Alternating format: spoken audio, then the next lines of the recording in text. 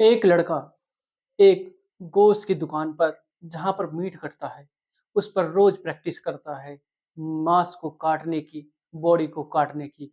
वो मुर्गे को इतनी प्रैक्टिस करता है मुर्गे को काटने की कि वो कुछ ही मिनटों में इतना ढेर लगा देता कि वो इतना साफ हो जाता है उसका हाथ मीट को काटते-काटते और वो 1 महीने तक लगातार रोज प्रैक्टिस करता है। उसके दिमाग में न जाने क्या चल रहा था, जिसके लिए वो इतनी प्रैक्टिस कर रहा था और एक दिन होता यही है कि वो लड़का अपनी प्रेमिका का कत्ल कर देता है और फिर जब उसका खुलासा होता है, तो सब हैरान हो जाते हैं और सोचने-समझने के लिए मजबूर हो जाते हैं। सबके पैरों के तले से ज़मीन खिसक जाती है कि आखिर एक लड़का इतना सीधा-साधा वो ऐसा काम कैसे कर सकता है? किस वजह से उसने ये घिनौना काम किया?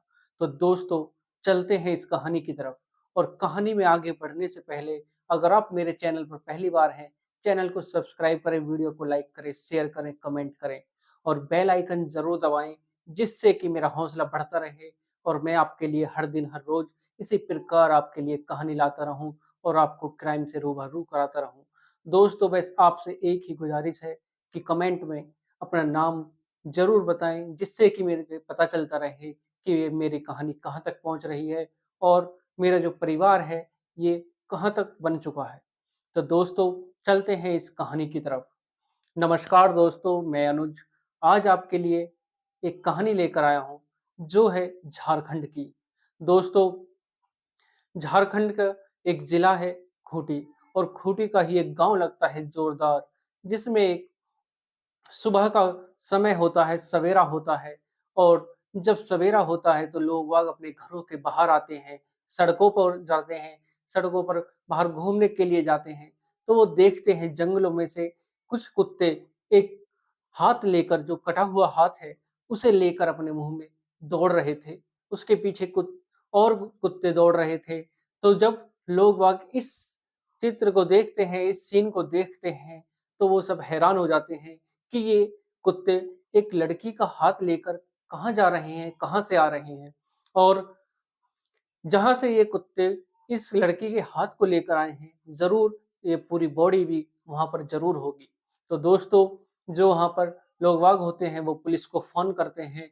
पुलिस को इन्फॉर्म करने के बाद पुलिस मौके पर पहुँचती है और पूरी टीम के साथ जब पुलिस वहाँ पहुँचती है, खोजबीन की जाती है, डॉग स्क्वाड को बुलाया जाता है, सब कुत्ते अपनी छानबीन में लग जाते हैं और देखते ही देखते एक-एक करके पूरी बॉडी के पार्ट को इकट्ठा कर लिया जाता है।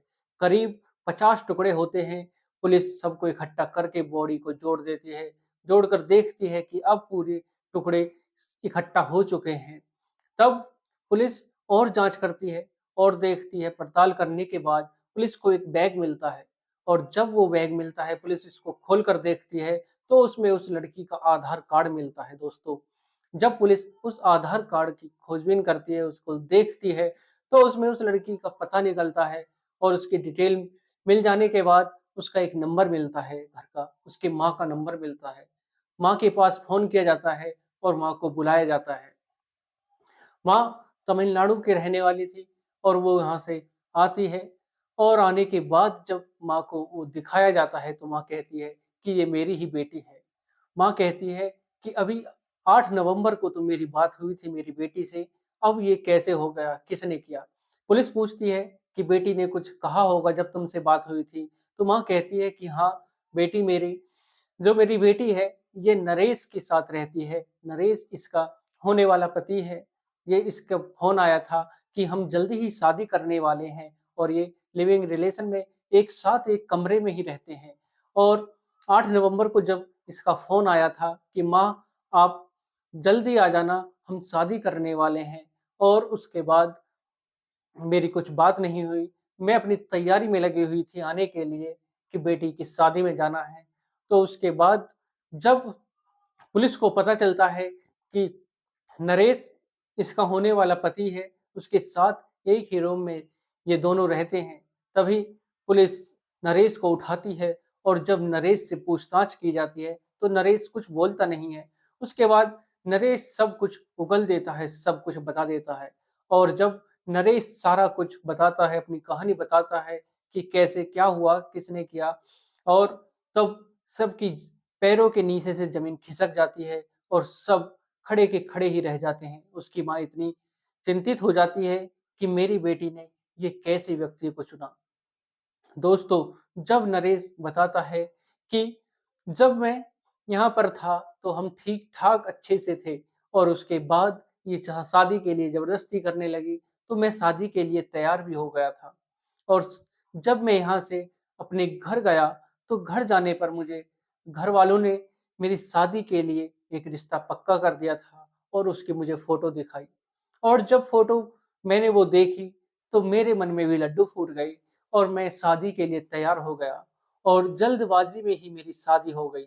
शादी के लिए मैं मना भी नहीं कर पाया क्योंकि घरवालों ने मेरे शादी का जो रिश्ता था वो पहले ही कन्फर्म कर दिया था, वो पक्का कर दिया था।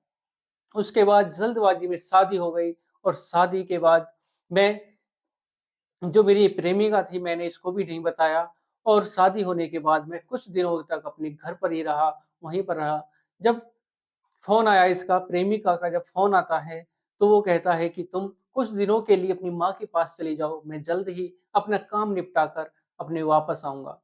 और जब नरेश की शादी होने के बाद वो कुछ दिनों तक अपने गाँव में ही रहता है, अपने परिवार के साथ रहता है, सब कुछ ठीक-ठाक चल रहा था। उसके बाद जब उसको पैसों की कमी होती है, सारे पैसे शादी में उठ गए थे और जब उसे लगता है कि अब कमाने के लिए चलना चाहिए, उसके बाद मैं अपने दुकान पर चला गया जहाँ मैं काम करता था और उसके बाद मेरे घरवालों ने कहा कि बेटा बहू को भी अपने साथ ले जाओ, तो मैंने अपनी जो पत्नी थी उसको साथ ले जाने के लिए मना किया। तो फिर मैं अपने काम पर आने के बाद अब मैं यही सोच रहा था कि इससे छुटकारा कैसे मिले? मेरे दिमाग में हर समय यही सवाल रहता, यही टेंशन रहती। ऊ ऊपर से ये जो मेरी प्रेमिका थी, ये मेरे ऊपर दबाव बना रही थी शादी का। तो मैंने 1 महीने तक इतनी प्रैक्टिस की गोश्त काटने की, मीट काटने की, उसके बाद मैंने 1 महीने इतनी प्रैक्टिस करने के बाद जब मुझे लगा कि मैं अब ट्रेंड हो चुका हूँ बिल्कुल, कुछ ही घंटों में या कुछ ही मिनट में अपने एक बॉडी को काट सकता हूँ। उसके बाद मैं अपनी प्रेमिका को अपने साथ ले जाकर बोला कि चलते हैं अपने गाँव, उसके बाद हम शादी करेंगे। और जब हम ट्रेन में बैठकर अपने गाँव के लिए निकले, खूंटी के लिए निकले, तो मैं रास्ते में उतरा और बोला कि तुम अभी थोड़ी देर यहाँ पर रुको। शहर में रुकने के बाद मैं उसको स्टेशन पर रोक खड़ा करके और वहाँ से एक चाकू लेकर आया। चाकू भी बड़ा वाला चाकू लेकर आता है और उसके बाद वो एक जंगल के रास्ते से अपनी प्रेमिका को लेकर चल देता है। और वहाँ से चलने के बाद जब वो कई किलोमीटर 1-2 किलोमीटर चल देता है, तो उसकी प्रेमिका कहती है कि तुम ये कहाँ लेकर जा रहे हो मुझे? ये तो बिल्कुल सुनसान रास्ता है। तो वो कहता है कि यही हमारे गाँव का रास्ता है, इसी से होकर हम अपने गाँव तक पहुँच पाएँगे। और बीच में वो एक जगह रुकता है, सुनसान इलाके में रुकता है, घने जंगलों में वो रुकता है और कहता है, अपनी प्रेमिका से कहता है कि मुझे तुम्हारे साथ संबंध बनाना है। उसकी प्रेमिका भी उसको मना नहीं करती है और उसके साथ संबंध बनाते हैं और संबंध बनाने के बाद जब वो अपने बैग में से चाकू निकालता है और चाकू उसके सीने में घोंप देता है। कुछ ही सेकंडों में उसकी प्रेमिका की मृत्यु हो जाती है, जान निकल जाती है और वो कुछ ही क्षणों में, कुछ ही मिनटों में उस बॉडी के टुकड़े-टुकड़े कर देता है और जंगलों में फेंक देता है। जब नरेश अपनी सारी कहानी बताता है, तो सब सोचने समझने के लिए मजबूर हो जाते हैं कि एक प्रेमी एक प्रेमिका की अपनी जान कैसे ले सकता है, प्रेमिका की जान कैसे ले सकता है। दोस्तों, नरेश ने एक सच छुपाने के लिए एक जान ले ली। वो यह भी कह सकता था कि मैं तुमसे अब शादी नहीं कर सकता, मेरी शादी हो चुकी है। तो दोस्तों, पुलिस नरेश को जेल भेज देती है और उसकी माँ का रो-रो कर बुरा हाल हो जाता है। तो दोस्तों, किस प्रकार एक लड़के ने, एक प्रेमी ने अपनी प्रेमिका की हत्या कर दी। वो भी सिर्फ़ इतनी सी बात पर कि वो शादी नहीं कर सकता। वो यह भी कह सकता था कि मैं शादी नहीं कर सकता, मेरी शादी हो चुकी है।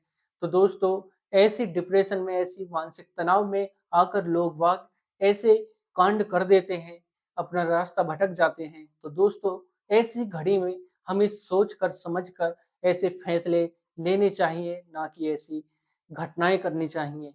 तो दोस्तों हमारी जो आज की कहानी है यही आपको यही सीख देती है, हमको यही सीख देती है कि अगर आपके पास ऐसी कोई घटना होती है, ऐसा कोई समय आता है, तो हमको अपने बड़ों का सहारा लेना चाहिए, ना कि ऐसी घटना करनी चाहिए। तो दोस्तों, आज की कहानी में सिर्फ़ इतना ही। मिलते हैं एक और कहानी के साथ। दोस्तों, अगर आपको आज की ये कहानी अच्छी लगी हो, तो वीडियो को लाइक करें, शेयर करें, कमेंट करें और चैनल पर अगर आप पहली बार हैं, चैनल को सब्सक्राइब ज़रूर करें। और बेल आइकन ज़रूर दबाएँ, जिससे कि मेरा हौसला बढ़ता रहे और मैं आपके लिए हर दिन, हर रोज़ इसी प्रकार आपको क्राइम से रूबरू कराता रहूँ। तो दोस्तों, आज के लिए सिर्फ़ इतना ही। नमस्कार, जय श्री श्याम।